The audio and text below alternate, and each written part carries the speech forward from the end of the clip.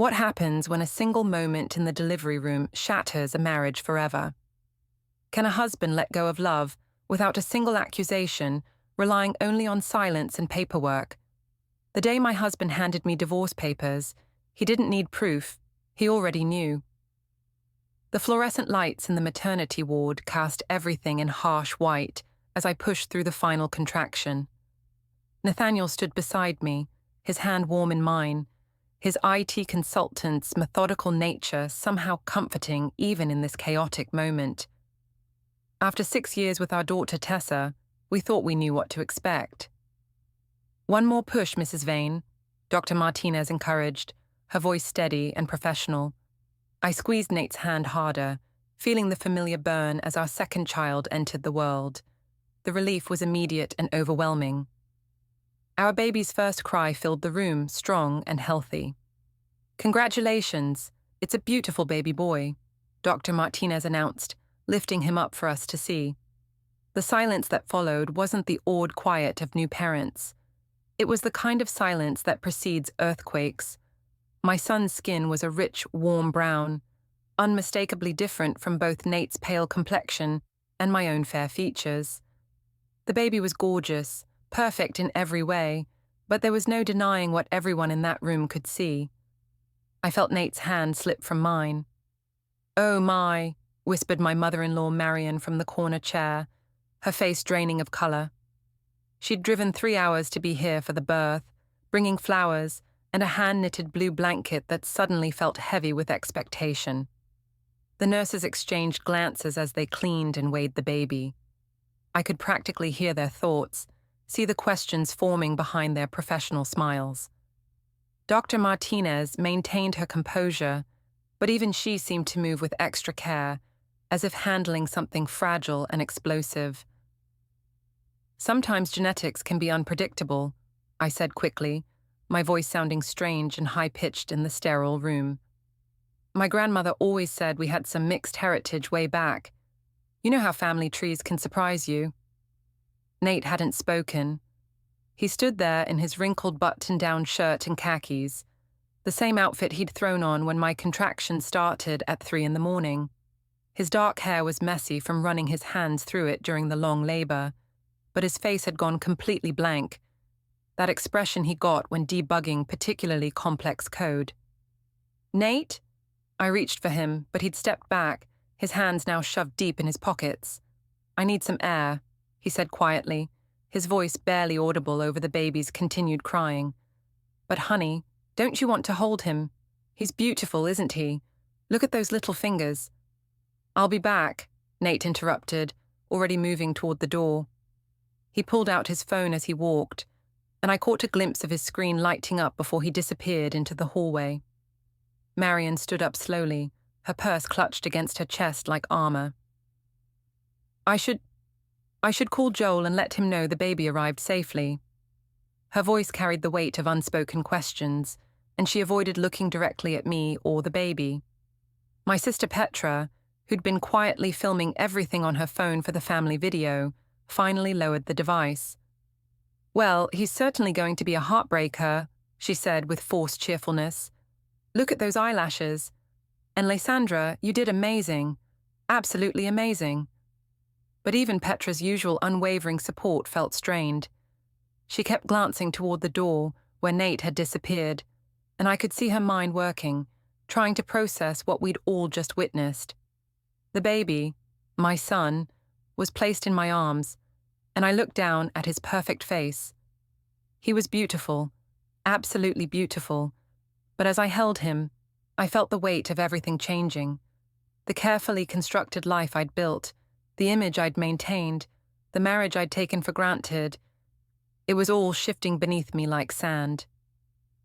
"What are you going to name him?" one of the nurses asked, her voice professionally neutral but her eyes curious. I realized I hadn't even thought about it. Nate and I had discussed names for months, but somehow, in this moment, none of them seemed right. We haven't decided yet," I managed. "Before we dive deeper into this story, I have one small request. Please subscribe, drop a like, comment and hit that hype button to boost this channel so more people can discover these incredible stories. Through the window, I could see Nate in the hallway, his phone pressed to his ear. His posture was rigid, controlled, but I knew him well enough to recognize the tension in his shoulders. He was talking to someone, and from the way he kept glancing back toward my room, I had a sinking feeling about who it might be. Marian gathered her things quietly. "I'm going to head back to the hotel," she announced. "It's been a long day, and you need rest." She paused at the foot of my bed, looking at the baby with an expression I couldn't quite read. He's healthy, and that's what matters." After she left, Petra moved closer, sitting on the edge of the bed. "Lysandra, honey, are you okay? You look pale." "I'm fine," I lied, adjusting the baby in my arms. "Just tired. It was a long labor." Nate seemed a little shocked. I mean, it's normal to be overwhelmed when the baby arrives. Remember how quiet he was when Tessa was born? But this wasn't the same, and we both knew it. When Tessa was born, Nate had cried. He'd held her for hours, talking to her in soft whispers about all the things he wanted to show her. This silence was different, cold and calculating. "He'll come around," I said, more to convince myself than Petra. "He's just processing. You know how he is with surprises." Petra nodded, but I could see the doubt in her eyes. She stayed for another hour, filling the silence with chatter about work and mutual friends, but eventually she had to leave to pick up her own kids from daycare. Alone with the baby, I tried to push down the panic rising in my chest. This wasn't how it was supposed to happen. I'd been so careful, so sure that everything would work out. The timing had seemed right, the genetics unpredictable enough to provide cover. But looking at my son's beautiful face, there was no denying the truth. When Nate finally returned, it was nearly midnight. The baby was sleeping in the bassinet beside my bed, and I pretended to be dozing. Through half-closed eyes, I watched him approach slowly, his movements careful and deliberate. He stood over the bassinet for a long time, not touching, just looking. In the dim light from the hallway, his face was unreadable. Finally, he sat in the chair Marian had vacated, pulling out his phone again. "Who were you talking to?" I asked softly. He looked up, and for a moment I saw something in his eyes that made my stomach drop. Not anger. That would have been easier to handle. This was something colder, more final. "Joel," he said simply, "and my lawyer." The words hit me like ice water. "Your lawyer? Nate, what?" "Not now, Lysandra." His voice was quiet but firm. "You just gave birth. We'll talk when you're home and recovered." He stood up, straightening his shirt. "I'm going back to the house to check on Tessa. Mum's watching her, but she has school tomorrow." "You're leaving? Now?" "The nurses said you'll be here until Thursday. That gives me time to make arrangements." "Arrangements for what?" But he was already walking toward the door, his phone in his hand again. "Get some rest. We'll figure everything out soon enough." After he left, I lay in the dark hospital room, listening to my son's soft breathing and the distant sounds of the maternity ward. Outside my window, I could see the parking lot, and I watched Nate's Honda Civic pull away into the night. I'd always prided myself on being able to manage situations, to find the right words to smooth over problems and redirect conversations. But lying there in that hospital bed, holding the beautiful baby who would change everything, I realized that some truths were too obvious to spin. Coming home from the hospital should have been a celebration. Instead, it felt like walking into a crime scene where the evidence was still being processed. Nate had picked us up in his usual efficient manner, car seat properly installed, hospital bag packed neatly in the trunk, Tessa bouncing excitedly in her booster seat. "Mummy, can I hold the baby when we get home? Mrs. Vane taught me how to support his head," Tessa chattered, her 6-year-old enthusiasm the only normal thing about the car ride. "Of course, sweetheart," I said, glancing at Nate in the rearview mirror. His eyes were focused on the road, his hands positioned at perfect 10 and 2 on the steering wheel. He'd barely looked at the baby during the discharge process. Our suburban home looked exactly the same. The same blue shutters, the same carefully maintained lawn, the same welcome mat that read, "The Vanes." But something fundamental had shifted. I could feel it the moment we walked through the front door.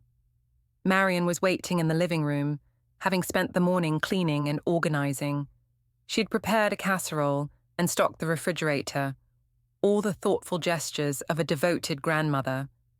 But when I tried to hand her the baby, she hesitated just a moment too long. "He's so alert," she said carefully, finally taking him. "Very aware for such a young baby." "The nurses said he was advanced for his gestational age," I replied, settling onto the couch. "Strong and healthy." Tessa climbed up beside me, peering at her new brother with fascination.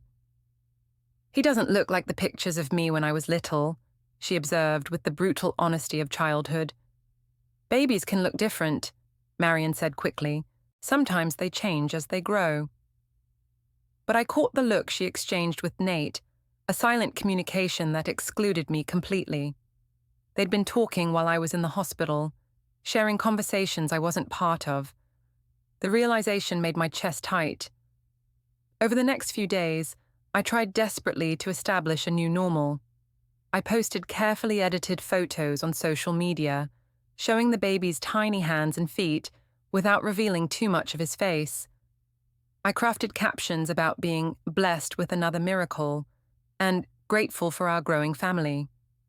But the responses were telling. Likes came slowly, and the comments were sparse and carefully neutral. "Congratulations," and "so happy for you." Without the usual flood of heart emojis and excited questions about who he looked like. Nate had moved into the guest room, claiming he didn't want to disturb my sleep during night feedings.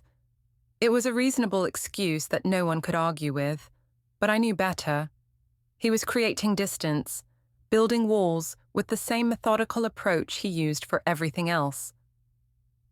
"We need to discuss names," I said one evening as he passed through the kitchen. "The birth certificate." "You choose," he said without stopping, his attention focused on his laptop bag. "I'm sure you'll pick something appropriate." The dismissal stung more than an argument would have. At least anger would have meant he still cared enough to fight. My sister Petra visited daily, bringing groceries and moral support. She'd taken time off from her marketing job to help with the transition, and her presence was the only thing keeping me sane. "He's being ridiculous," she declared one afternoon, holding the baby while I showered. So, what if the genetics were surprising? Families are complicated. Remember Cousin Marcus? Nobody questioned his paternity when he turned out to have red hair. But even Petra's fierce loyalty couldn't mask the growing tension in the house. Nate had started working longer hours, leaving early and returning late. When he was home, he interacted normally with Tessa, but treated me with polite distance, as if I were a house guest he was tolerating. The breaking point came during dinner on a Tuesday night. Tessa was telling us about her day at school, describing an art project about family trees, when she turned to Nate with innocent curiosity. "Daddy, why don't you hold baby Marcus anymore? Are you mad at him?" I'd finally settled on the name Marcus, hoping it would help Nate bond with our son. Instead, the question hung in the air like an accusation. Nate set down his fork carefully. "I'm not mad at anyone, sweetheart. Daddy's just been very busy with work." "But you held me all the time when I was little. I saw the pictures." The silence stretched until I couldn't bear it anymore. "Daddy's just adjusting," I said, forcing brightness into my voice. "Some people need more time to get used to changes."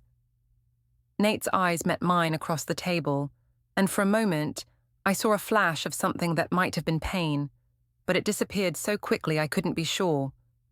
After Tessa went to bed, I found Nate in his home office, surrounded by papers and files.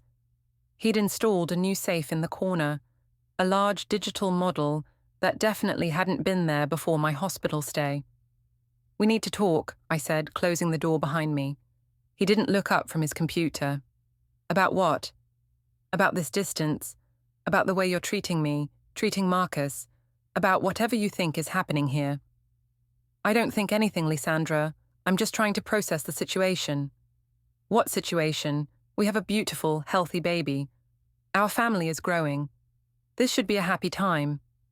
Finally, he turned to face me, and the expression in his eyes made my stomach drop. It wasn't anger or hurt. It was something much worse. It was resignation. "Is there anything you want to tell me?" he asked quietly. The question was a trap, and we both knew it. If I confessed, our marriage was over. If I lied, I'd be gambling that he didn't already know the truth. "Tell you what, that I love you, that I want us to be a family, that I'm hurt by the way you're shutting me out."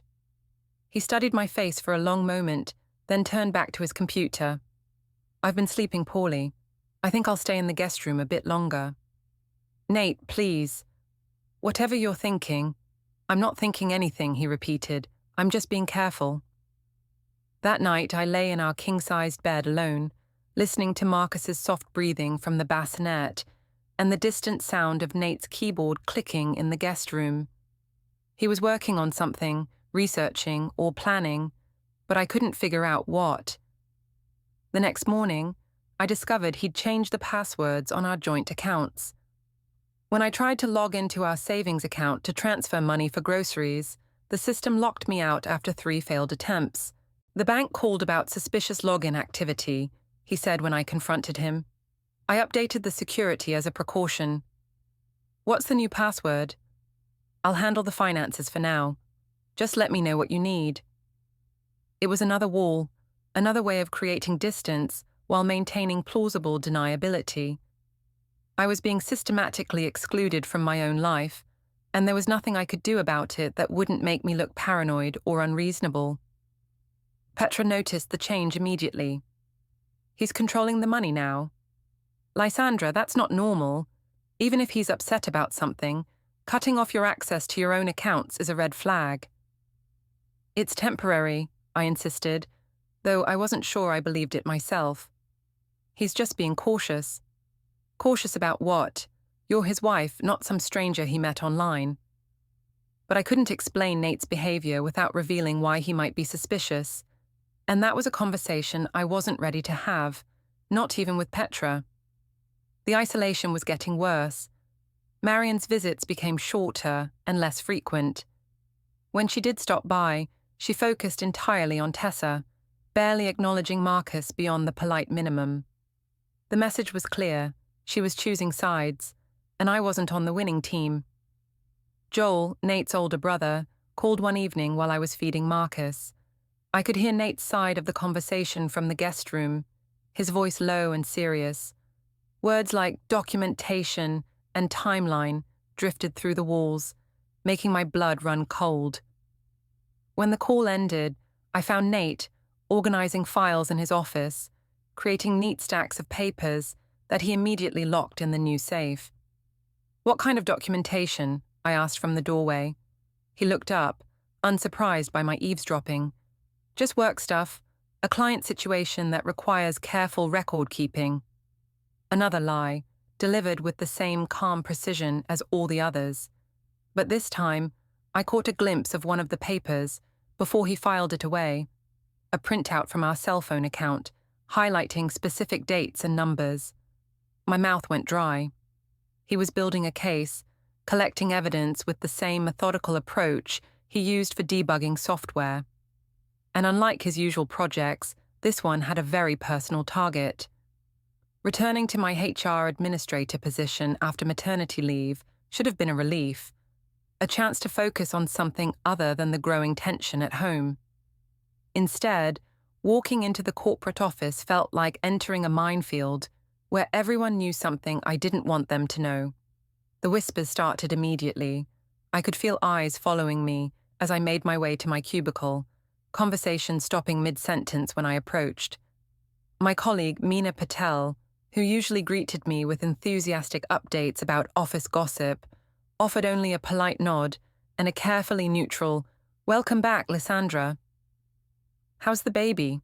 asked Jennifer from accounting, her voice carrying that particular tone people use when they're fishing for information. "He's wonderful," I replied, settling into my desk chair and trying to project confidence. Healthy and growing fast. That's great. And Nate, how's he adjusting to being a dad again? The question felt loaded, and I wondered what rumors had already started circulating. He's doing well.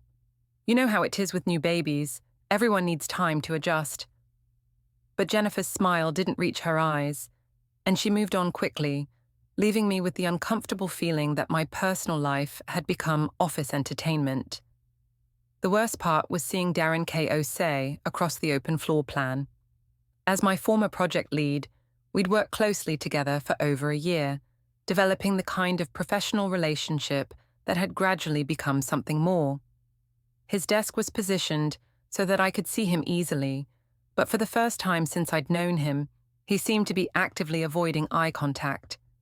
Darren was everything Nate wasn't, charismatic where my husband was reserved, spontaneous where Nate was methodical. At 32, he had the kind of confidence that made people gravitate toward him in meetings. His easy laugh and quick wit had been a bright spot during the long hours we'd spent working on the Morrison account redesign. What started as late-night project sessions had evolved into coffee breaks that ran long, lunch meetings that felt more like dates, and text exchanges that had nothing to do with work. He'd been attentive and charming, making me feel appreciated in ways that Nate's quiet reliability never had. But now, watching him deliberately choose a different route to the break room to avoid passing my desk, I realized that his interest had always been conditional. He'd been happy to flirt with a married woman looking for excitement, but a baby that made our affair impossible to deny was an entirely different situation. Lysandra, my supervisor, Margaret Torres, appeared beside my desk with a concerned expression. "Could I see you in my office for a few minutes?" My stomach dropped, but I followed her down the hallway, trying to maintain professional composure. Margaret's office was small but private, with family photos and motivational posters that suddenly felt ominous. "How are you feeling?" "Really?" Margaret asked, closing the door behind us. "I'm good, ready to get back to work and catch up on everything I missed." Margaret sat across from me, her expression carefully neutral. "I need to address something that's come to my attention. There have been some rumors circulating about your personal situation, and while I don't normally involve myself in employees' private lives, this has the potential to impact the workplace environment." The blood drained from my face. "What kind of rumors?" "Questions about your relationship with Darren O.C. Speculation about the timing of certain events." "Look, Lysandra, I'm not here to judge anyone's personal choices, but I need to know if there's anything that could create a conflict of interest or harassment situation." I felt the walls closing in. Darren and I work together professionally. If people are reading more into that, are they wrong to read more into it? The direct question hung between us, and I realized that my answer would determine not just my job security, but my reputation in an industry where word traveled fast. "My personal life is complicated right now," I said carefully, "but it has never interfered with my professional responsibilities, and I would never put the company in a position of liability." Margaret studied me for a moment. "I'm going to recommend that you and Darren work on separate projects for the foreseeable future, just to avoid any appearance of impropriety." "Of course, that makes sense." But as I returned to my desk, I felt the weight of everyone's attention. The careful separation Margaret had suggested was essentially a public acknowledgement that something inappropriate had happened. It might as well have been an announcement over the PA system. Darren was at his desk when I passed, and for a moment our eyes met. I expected to see some sign of the connection we'd shared, some acknowledgement of what we'd meant to each other. Instead, his expression was guarded, almost cold. "Darren," I said quietly, stopping beside his cubicle. "Could we talk? Maybe grab coffee?" "I don't think that's a good idea," he replied without looking up from his computer screen. "Margaret made it pretty clear that we should maintain professional boundaries." "This is professional. I just want to make sure we're on the same page about the Morrison follow-up." He finally looked at me, and I saw something in his eyes that made my chest tight. The Morrison account has been reassigned. I'm not working on it anymore. The dismissal was clear, but I couldn't let it go. Darren, please. 5 minutes. There are things we should discuss. Like what? His voice was loud enough that nearby colleagues could hear, and I realized he was intentionally creating witnesses. I can't think of anything we need to discuss that isn't covered in the project handoff documents. The rejection stung more than I'd expected. This was the man who'd texted me good morning every day for months, who'd made me feel beautiful and desired when my marriage felt stale and predictable. Now he was treating me like a stranger, or worse, like a liability. Fine, I said, trying to keep my voice steady. If that's how you want to handle this. I walked back to my desk with as much dignity as I could muster, but I could feel the stares and hear the whispered conversation starting up again. By lunchtime, I was sure the entire office knew that something had happened between Darren and me, and that it hadn't ended well. Mina approached my desk as I was packing up to leave.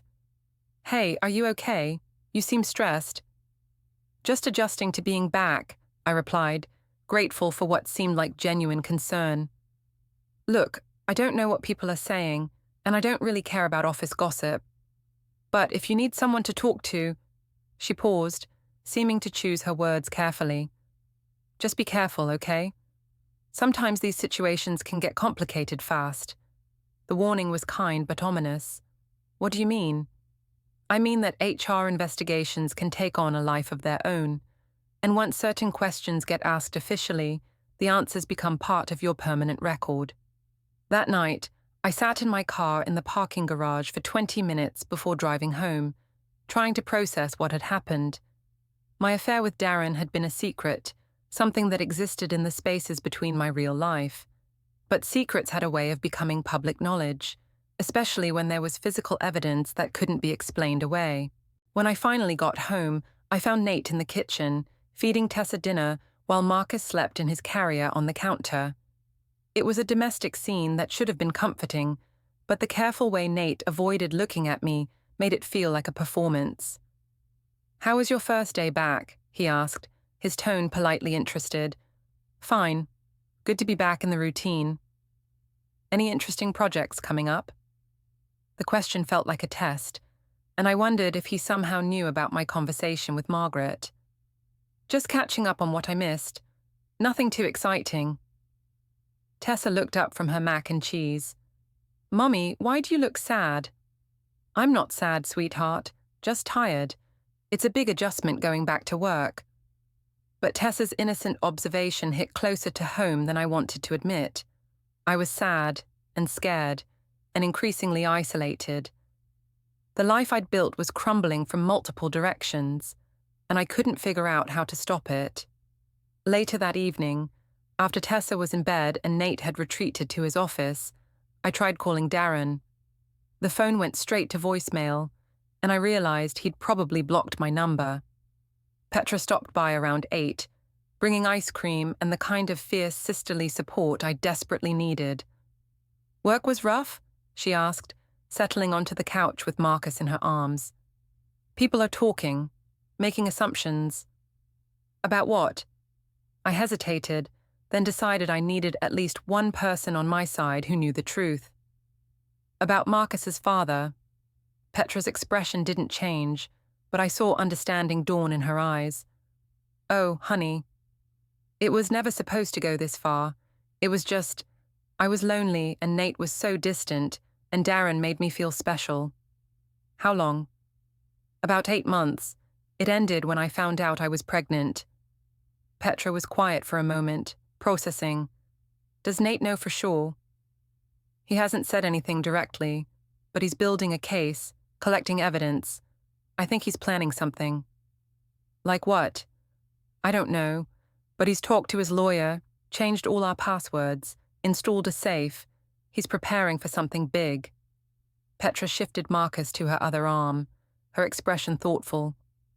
"Maybe you should talk to a lawyer too, just to understand your options." The suggestion made everything feel more real, more final. I don't want a divorce. I want to fix this. Sometimes things can't be fixed, Lysandra. Sometimes you have to focus on protecting yourself and your kids. But I wasn't ready to give up. Despite everything that had happened, I still believed I could find a way to salvage my marriage, to convince Nate that our family was worth fighting for.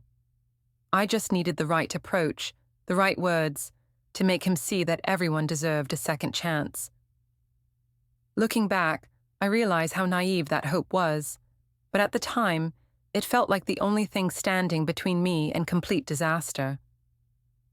The family restaurant Nate chose for our joint birthday celebration, his 38th and Tessa's 7th, should have been neutral territory. Antonio's had been our regular spot for special occasions since we'd moved to the suburbs 6 years ago. The staff knew us, the food was reliably good, and the atmosphere was family-friendly enough that Tessa could be herself without judgment. But walking into the familiar dining room with Marcus in his carrier, I felt like I was entering a courtroom where the verdict had already been decided.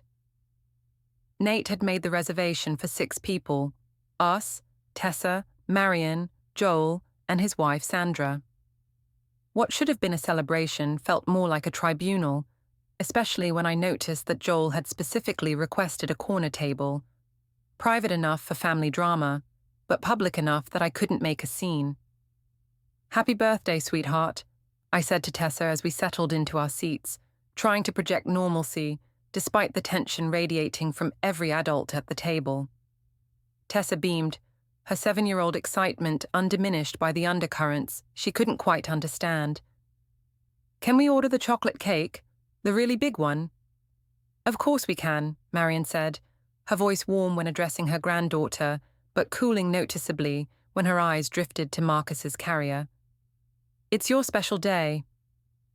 Joel had barely acknowledged me since we arrived, focusing his attention on Nate with the intensity of a protective older brother.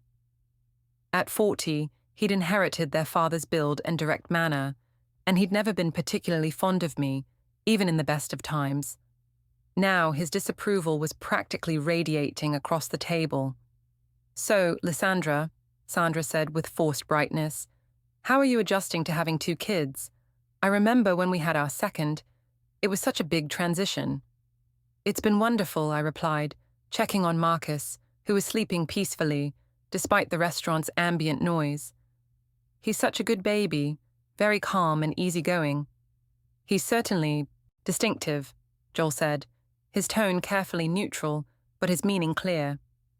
The comment hung in the air like a challenge. I could feel Nate's stillness beside me, that particular quality he had when he was listening carefully to every word. "All babies are unique," I said, trying to keep my voice light. "That's what makes them special." "Of course," Sandra agreed quickly, shooting her husband a warning look.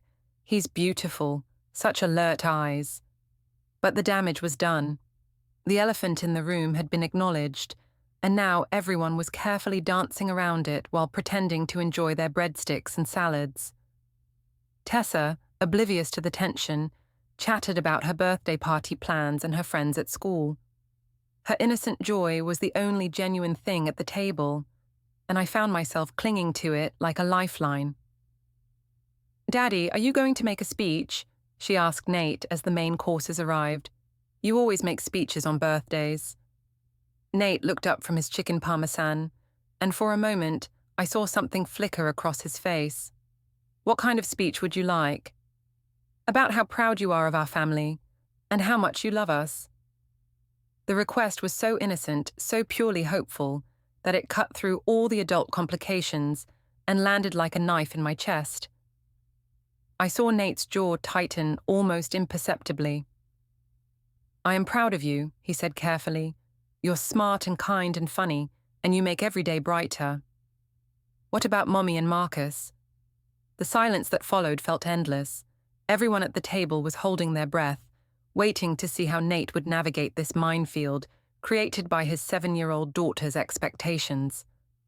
"Mommy and Marcus are—" He paused, choosing his words with surgical precision. "Very important to our family." It wasn't the declaration of love Tessa had hoped for, but it wasn't a rejection either. It was the kind of careful, non-committal statement that Nate had perfected over the past few weeks, technically supportive, but emotionally hollow. I couldn't let it stand. The careful distance, the polite detachment, the way he was treating our son like a stranger, it was all too much. Nate has been amazing through this whole transition, I said, my voice carrying just a little too much emphasis. So patient and understanding. Some men might have reacted differently to unexpected circumstances, but he's been incredibly mature about everything. The words were designed to sound like praise, but everyone at the table understood the subtext. I was calling him out for his emotional withdrawal, while making it impossible for him to respond without looking petty. Joel's fork clattered against his plate. Unexpected circumstances. Joel, Nate said quietly, a warning in his voice. No, I'm curious about these unexpected circumstances, because from where I'm sitting, some things seem pretty predictable. Joel, please, Sandra whispered, glancing nervously at Tessa. But I was done being careful, done pretending everything was normal while my marriage disintegrated around me. I think what Joel is trying to say is that genetics can be surprising, that sometimes families don't look exactly like we expect them to. Is that what I'm trying to say? Joel's voice was getting louder, drawing attention from nearby tables. Marion stood up abruptly, her face pale. I need to use the restroom. She walked away without looking back, leaving her dinner half finished. Grandma Marion looks upset, Tessa observed, her birthday joy finally dimming as she picked up on the adult tension. She's fine, sweetheart, I said, reaching over to squeeze her hand. Sometimes grown-ups have complicated feelings about things. What kind of things? It was Nate who answered, his voice steady but cold. Nothing you need to worry about. This is your birthday, and we're here to celebrate you. He signaled the waiter for the check, even though we hadn't ordered dessert yet. The message was clear. Dinner was over, celebration or not. But we didn't get the chocolate cake, Tessa protested. We'll get cake at home, Nate promised.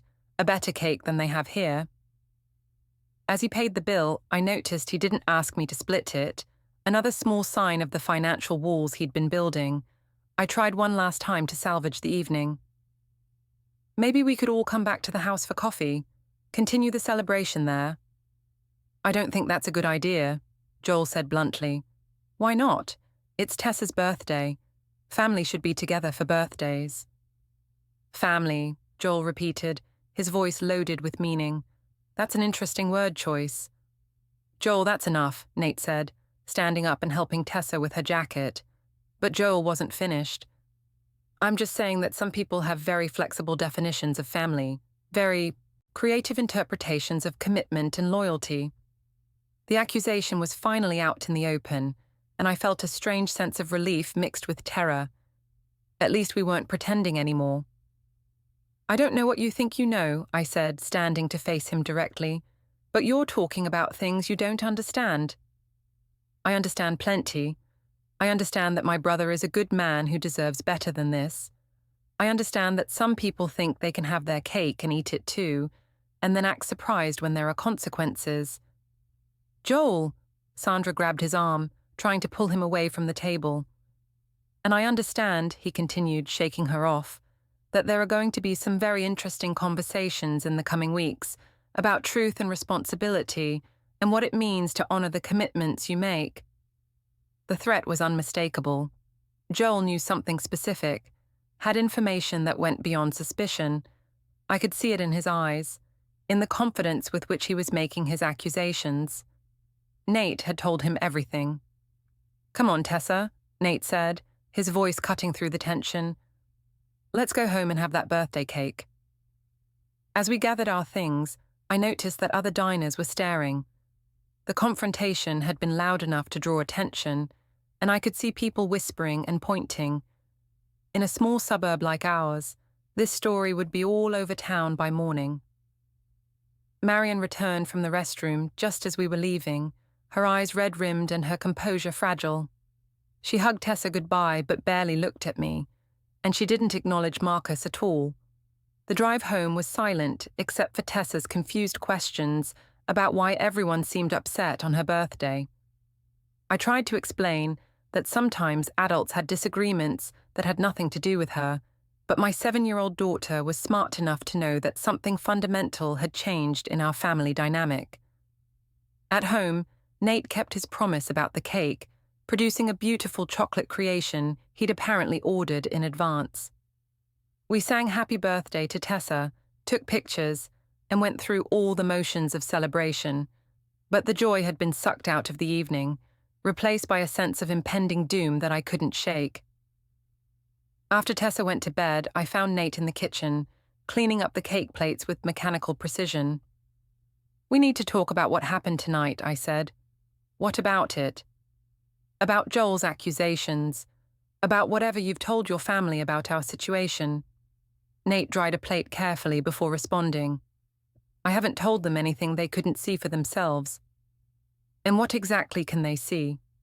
He turned to face me, and I was struck again by how different he looked. The man I'd married had been softer somehow, more open. This version of Nate was harder, more guarded, like he'd built armor around himself that I couldn't penetrate. They can see a baby who doesn't look like his supposed father. They can see a marriage that's falling apart. They can see a woman who's more concerned about managing her image than taking responsibility for her choices.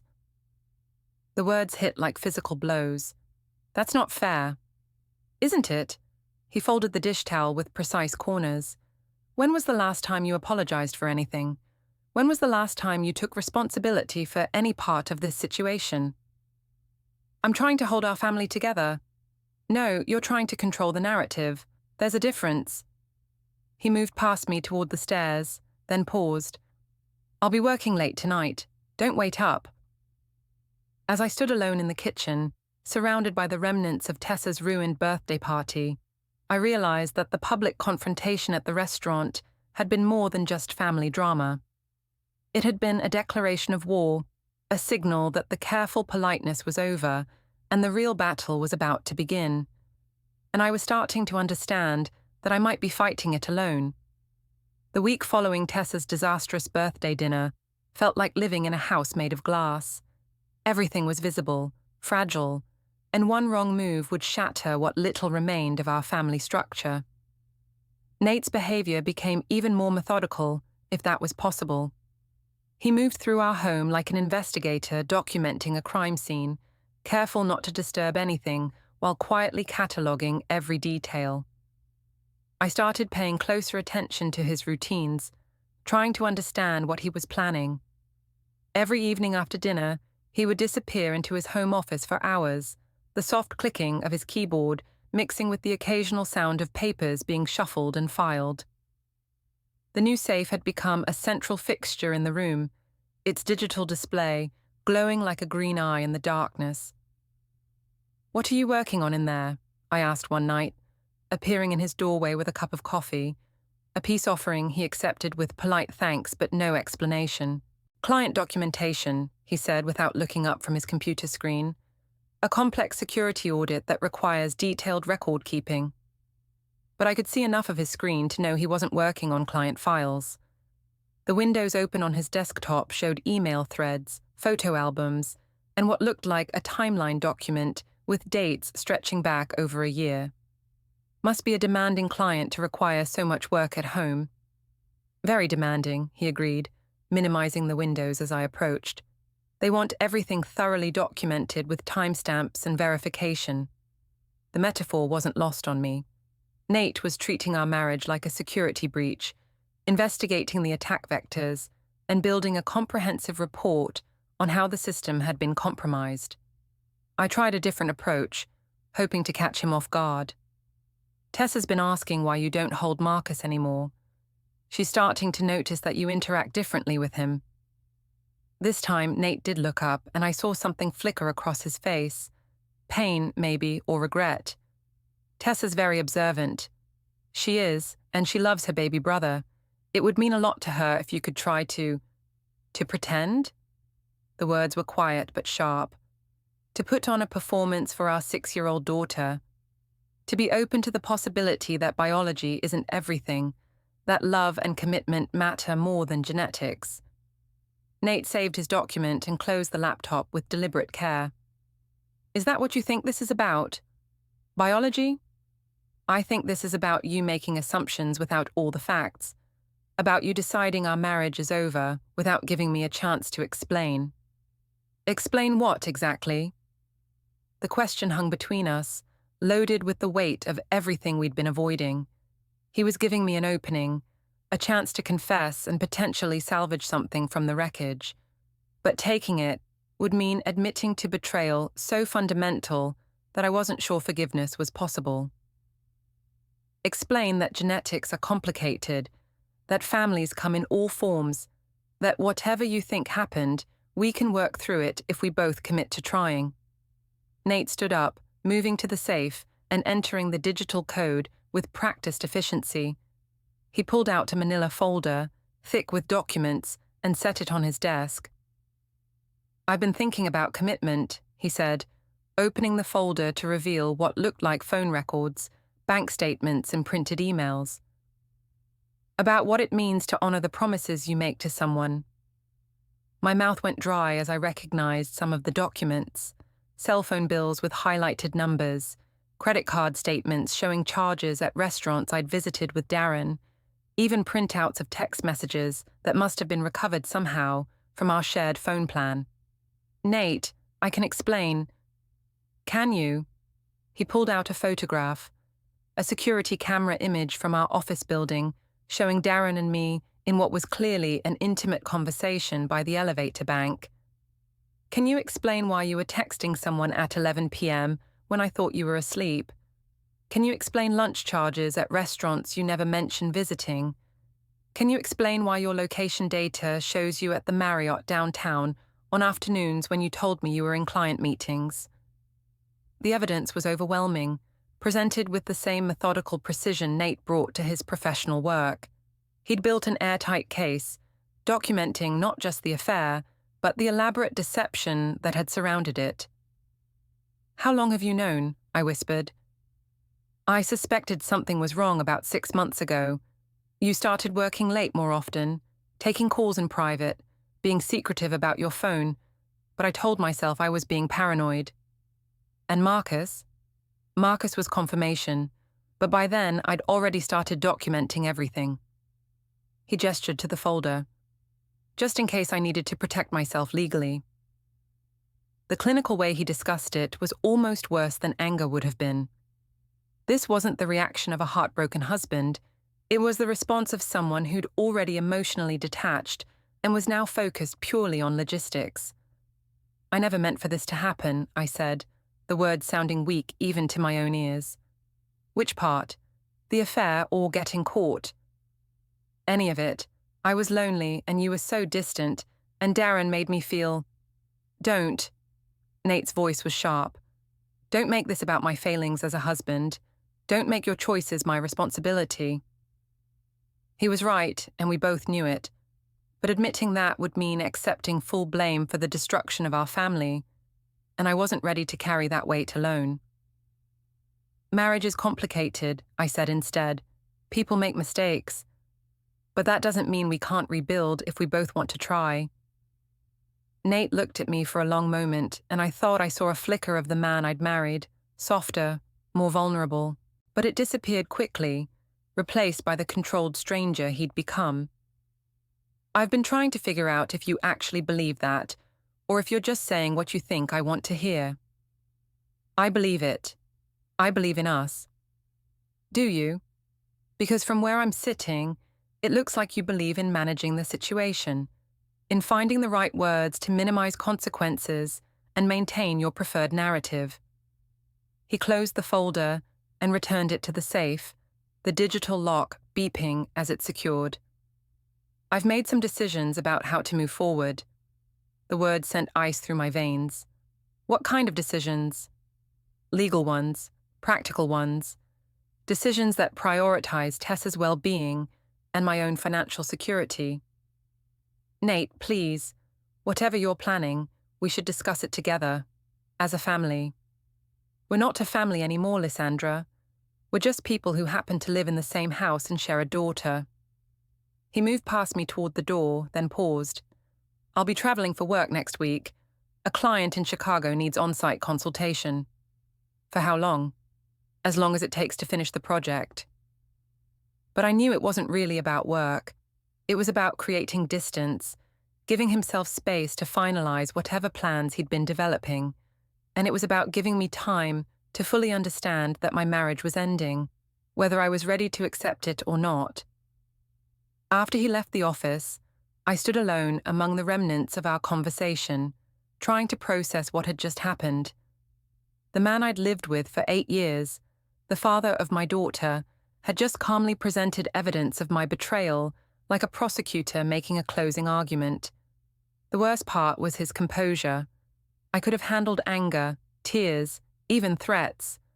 Those would have been emotions I could work with, feelings I could potentially redirect or soothe. But this cold, methodical approach left me with nothing to grab onto, no emotional leverage to use in negotiating a different outcome. I tried calling Petra, needing someone to talk through the implications of what Nate had revealed. But even my sister's fierce loyalty couldn't change the basic facts. I'd been caught, the evidence was comprehensive, and my husband had moved from suspicion to action while I was still hoping the problem would somehow resolve itself. He's been planning this for months, I told her, pacing the kitchen while Marcus slept in his carrier and Tessa played in the living room. What exactly is he planning? I don't know yet, but he's talked to lawyers, organized evidence, created timelines. This isn't an emotional reaction, it's a strategic response. Maybe that's good, Petra said carefully. Maybe it means you can negotiate something reasonable, work out custody and finances without a big court battle. But I wasn't ready to negotiate the end of my marriage. Despite everything that had happened, I still believed there had to be a way to convince Nate that our family was worth saving. I just needed to find the right approach, the right words, the right gesture that would break through his defenses and remind him of what we'd built together. Looking back, I realize how delusional that hope was. But at the time, it felt like the only thing standing between me and complete disaster, and I wasn't ready to let go of it, even as the evidence mounted that Nate had already let go of me. The process server arrived on a Tuesday morning while I was feeding Marcus his bottle and trying to convince Tessa to eat her cereal before school. The doorbell's chime seemed unusually loud in the quiet kitchen, and when I opened the door to find a woman in a business suit holding an official-looking envelope, my stomach dropped before she even spoke. Evelune Vane? Yes. You're being served with legal documents. Please sign here to acknowledge receipt. My hand shook as I signed the tablet she held out, the digital signature looking foreign and disconnected from my real name. The envelope was thick, official, with the letterhead of Morrison, Kellner and Associates, a law firm I'd never heard of, but that obviously specialized in family law. Have a good day, the woman said with professional detachment, as if she hadn't just delivered a bomb that would explode my life. I waited until her car pulled away before opening the envelope, though part of me already knew what I would find. The legal language was dense and formal, but the meaning was crystal clear. Petition for dissolution of marriage and temporary custody orders. Nate was filing for divorce, and he'd done it properly. No dramatic confrontations, no emotional ultimatums, just legal paperwork that laid out his position with surgical precision. I scanned the documents with growing horror, seeing our 8-year marriage reduced to a series of numbered paragraphs and legal citations. The custody arrangement was particularly devastating. Nate was requesting primary physical custody of Tessa, with me getting supervised visitation until paternity issues regarding the minor child, Marcus, can be resolved through appropriate testing. He was using my affair and Marcus's questionable paternity as grounds to limit my access to my own daughter. But the most shocking part was the financial documentation attached to the petition. Nate had meticulously catalogued every expense related to my affair. Restaurant charges, hotel bills, even the cost of new clothes I'd bought for dates with Darren. He was requesting reimbursement for what he termed marital assets used in furtherance of extramarital relationship. My phone buzzed with a text from Petra. "Can you pick up lunch today? Need sister time." I typed back with trembling fingers. "Can't. Just got served with divorce papers." She called immediately. "What? When? Are you okay?" "No, I'm not okay. He's trying to take Tessa away from me. He's documented everything, Petra. Everything. I'm coming over. Don't sign anything. Don't respond to anything. Just wait for me." But even Petra's fierce support couldn't change the reality of what I was facing. When she arrived 20 minutes later, still in her work clothes from rushing out of the office, she read through the documents with the same growing dismay I'd felt. "This is comprehensive," she said finally. "He's been planning this for months. What am I supposed to do? How do I fight this?" "You need a lawyer, a good one, today." The rest of the morning was a blur of phone calls and frantic internet searches. Most family law attorneys couldn't see me for weeks, but Petra's persistence finally found someone who could squeeze me in for an emergency consultation that afternoon. David Brennan's office was in a converted Victorian house downtown, the kind of place that tried to feel welcoming despite dealing with the worst moments of people's lives. He was younger than I'd expected, maybe 40, with the kind of direct manner that suggested he'd seen every variation of family crisis. "Tell me what happened," he said after I'd signed the retainer agreement that would cost me $3,000 I didn't have easy access to. I gave him the condensed version, the affair, the baby, Nate's systematic documentation of everything. Brennan listened without judgment, taking notes in a legal pad that somehow made everything feel more real and more terrible. "How strong is his evidence?" he asked when I finished. "Very strong. Phone records, credit card statements, photos, location data. He's got everything." Brennan reviewed the petition Nate had filed, his expression growing more serious as he read. "This is well prepared. Whoever his attorney is, they know what they're doing." "What are my chances of keeping custody of Tessa?"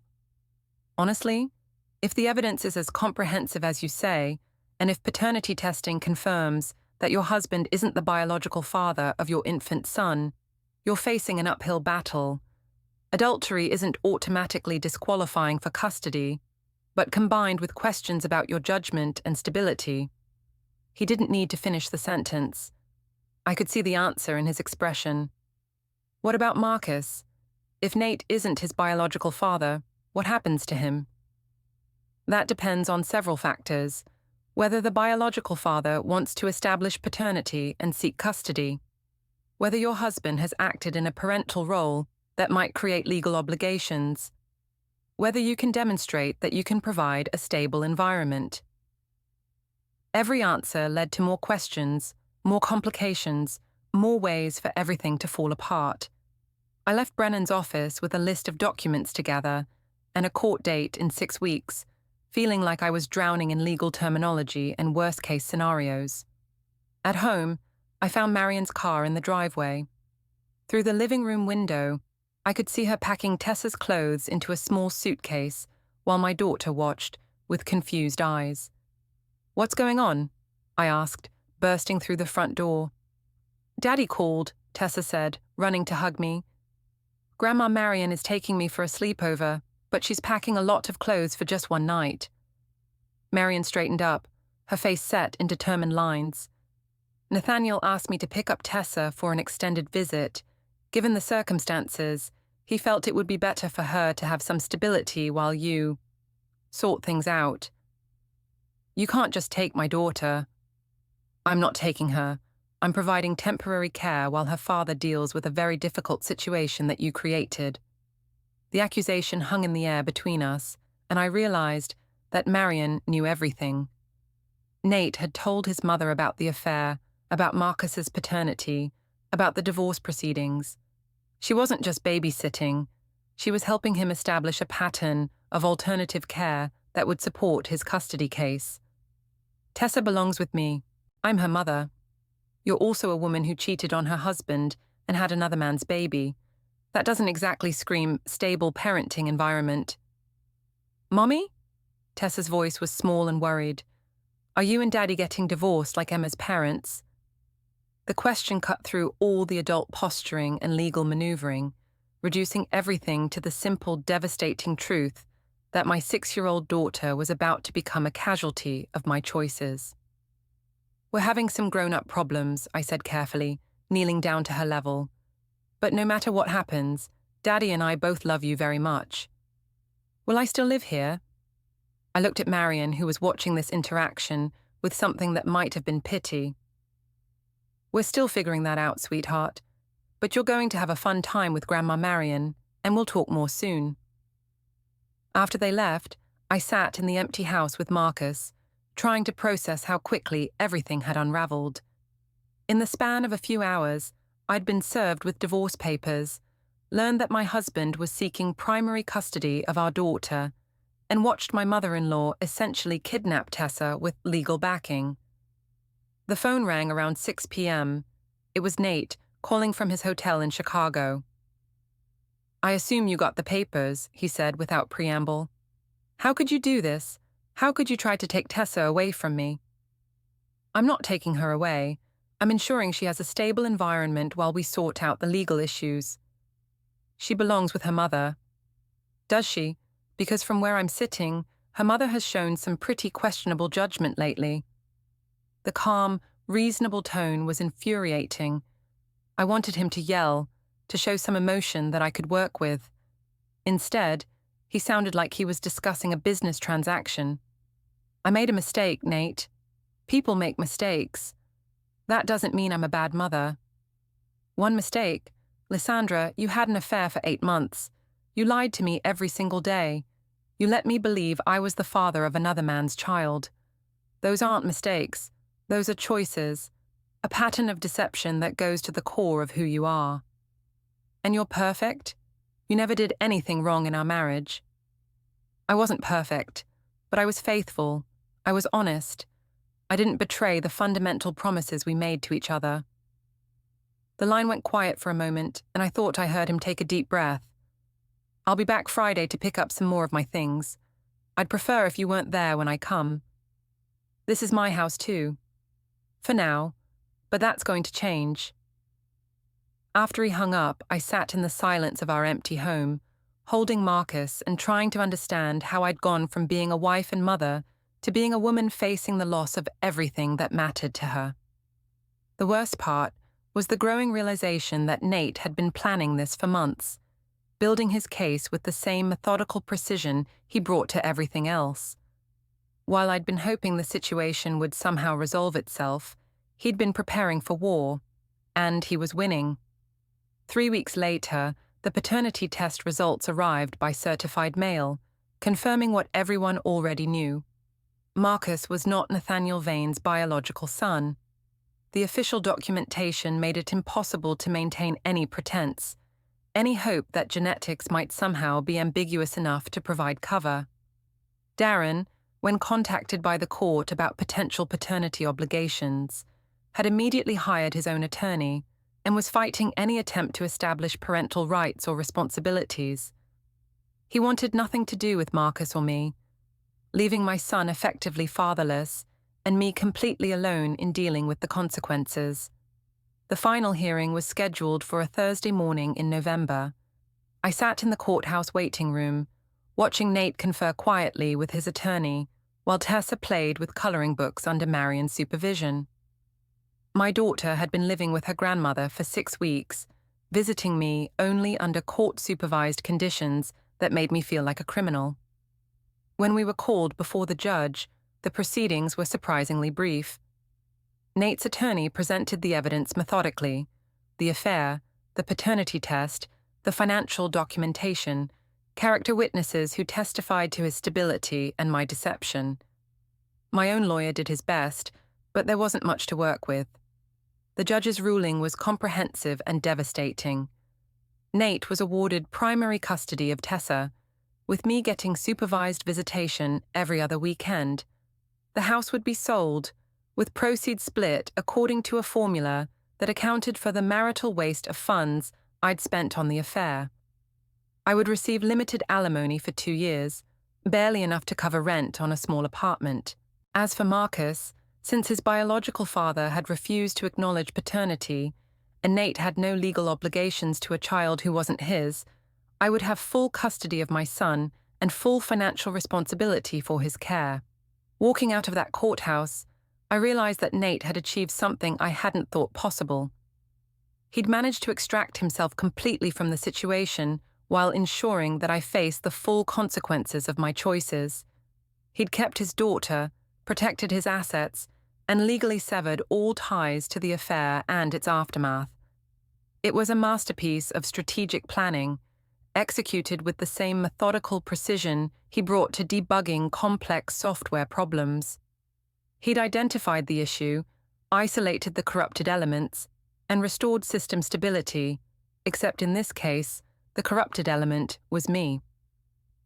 6 months later, I was living in a 1-bedroom apartment across town, working a new job at a smaller company after being quietly pushed out of my HR position.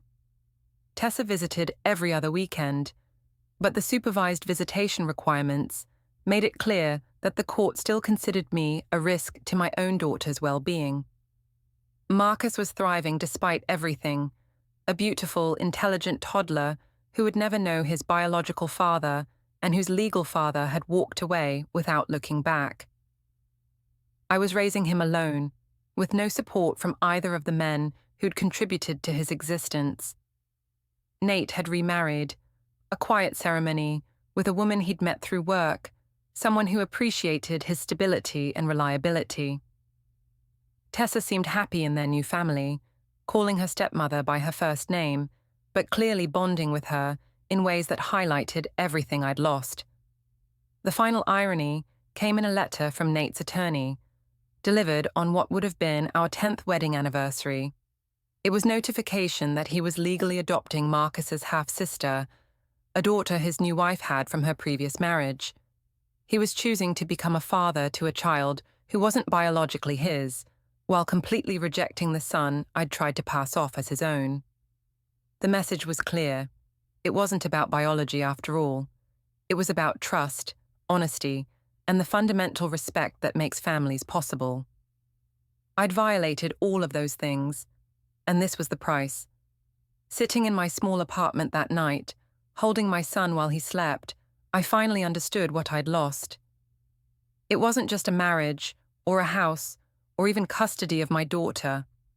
I'd lost the life I'd built through years of shared experiences, mutual support, and the kind of deep partnership that only comes from complete honesty between two people. Nate had given me exactly what I'd earned through my choices, complete responsibility for the consequences, with no support from anyone else. He'd walked away clean, taking only what was rightfully his, and leaving me to face the future I'd created. It was the most devastating revenge possible, not because it was cruel, but because it was completely fair.